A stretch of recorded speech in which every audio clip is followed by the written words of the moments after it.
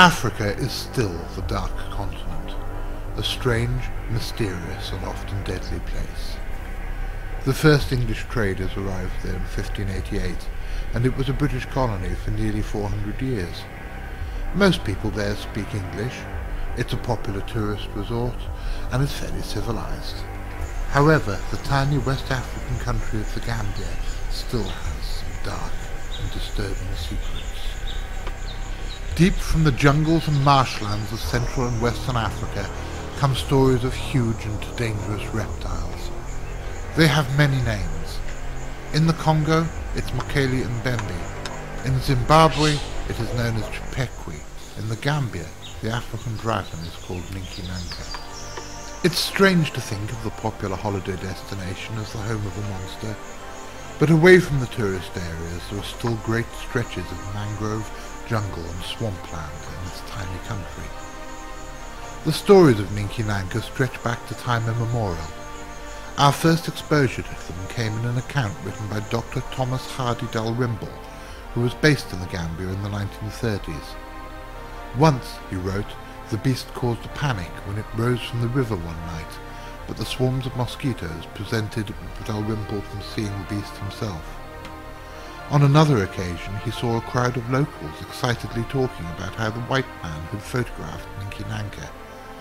On investigation the photo was of a model dinosaur in an American magazine.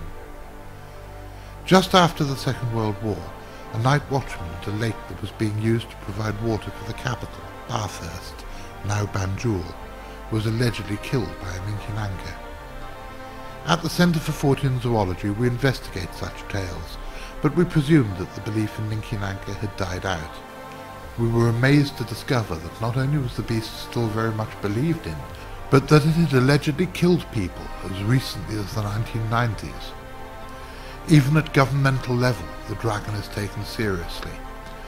In the 1980s, a pollution occurred along the River Gambia. A black slime flowed downstream and killed fish. One theory that the government proposed was that a dragon had died upriver, and that the slime was poisoned from its carcass. My father spent many years in West Africa, and he loved the place. He once told me that Africa was like a drug. As soon as you heard the sounds, smelled the smells, and got a lungful of the dry red dust from the endless laterite roads, you were addicted, and that it was an addiction that lasts for life. During his final illness he liked nothing more than for us to sit by his bed and tell him stories of the expeditions we'd carried out and those which we planned to do in the future. So, when he died in February 2006, we dedicated our first African expedition in his memory. In the 15 years since I founded the Centre for Fortean Zoology, it has become a sizable organisation, and whilst I would love to go on all the expeditions, it isn't always possible. So our 6-person expedition to the Gambia in July 2006 consisted of Chris Moyser, biologist and team leader, Dr. Chris Clark, engineer and cryptozoologist, Lisa Dowley, first aid officer and photographer, Richard Freeman, cryptozoologist and zoological director of the CFZ, Ol Lewis, ecologist, Susie Marsh, communications expert. The story of the expedition starts here on Bungalow Beach, a popular tourist resort, because the CFZ were not just looking for the Ninki Nanka, we had other quarry in mind as well. In June 1983, a British schoolboy called Owen Burnham, who at the time lived with his missionary parents in the Senegal, was on holiday in the Gambia. He was a keen amateur naturalist and had kept many of the smaller animals of West Africa as pets. They were holidaying at the Bungalow Beach Hotel near Banjul, and one morning Owen was strolling down the beach when he stumbled across a 15-foot-long carcass washed up by the tide. The creature was only recently dead and had not yet started to decompose, and resembled no living animal. According to Burnham, it had a long head with crocodile-like jaws, 4 turtle-like flippers, and a slender tail with no fins. The skin was smooth and rubbery without scales. Unlike a dolphin or whale, the creature had no blowhole. According to Burnham, it most resembled a pliosaur, a group of marine reptiles believed to have been extinct for 65 million years. Burnham, who had no camera, took detailed sketches and measurements that he later sent to BBC Wildlife magazine.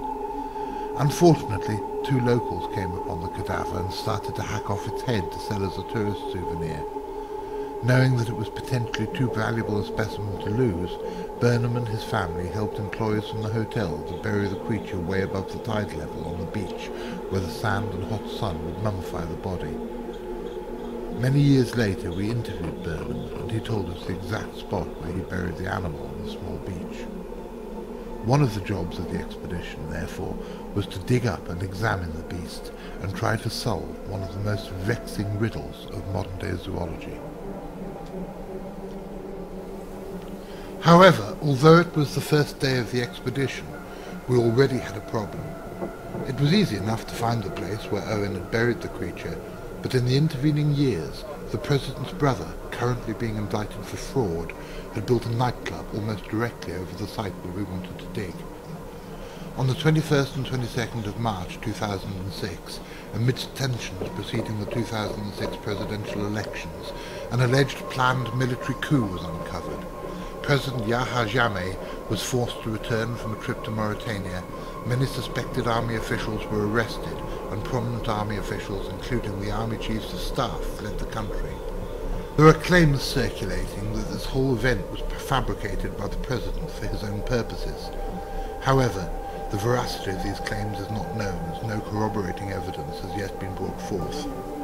The President's family were not the sort of people we wanted to mess with, and although we were determined to carry out the dig, we had to think hard about how we could get away with it. So, as not to waste time, we went to the local fish market to ascertain whether any of the local fishermen had ever encountered such a beast. This is the fish market at Bakau. We're just going to have a look round and see what's turned up in a catch. I've made a sketch of what Gambo is supposed to look like, and I might ask some of the fishermen if they've ever seen anything like that, or they know what this animal is. Come here.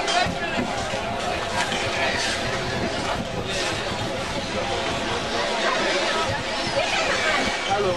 You come this way, they are eating. Yeah, so that boy can see the fish.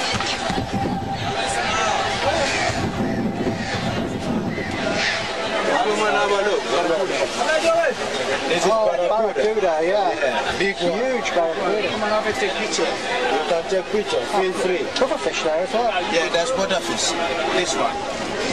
This one is the butterfish. You see the teeth? Yeah. We have other ones, big ones, which is bigger than this, about 7 kilos. These barracudas, we catch them with fishing line. Fishing line, not net. And we do sell it to the hotels and the restaurants. Basically, what I'm interested in is, have you ever seen an animal like this? About 15 feet long? 15, we have it about 17 feet long. A big sharkfish, but not same fish like this. No, it's a swordfish. Swordfish, yeah. Swordfish, but not like that. Not like this. Not like that. This one we have it, but not big like this. Yeah. About 15 feet. What do you call this? See, it's a flying fish. You do it as a flying fish. Okay, Flying flying fish. Okay, thank you very much. Sadly, nobody else at the fish market could help us either. But back